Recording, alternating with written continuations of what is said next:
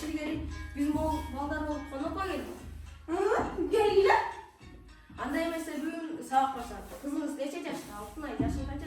Bunun yaşbaşı ne bastın ya? Bu akşam tamaya koyacakmıyız. Malda nere bekçigün. Ata o eneli etleri de tutarsın be. Bu emne deyeniz. Yetim kız olmasının zakon var böyle. Zakon bakanlığının işin yok. Bunda işin olmasın. Alda da hiç sürmediğine baldarını doktu. Baykap söylüyorsunuz. Bu kız sizlerge gereği yok olsa kengeşe koyutmuyor gerek. Cevap verip kalıp durmuyorsunuz. Oy sen ayakta uçamayın. Bak cürüğümüzün ne bileme ciceriye not denk gelin sen bilesin bir ya. Benim hatım yapacağım. Zemancadan birinin elini aşkarıp aldım elini.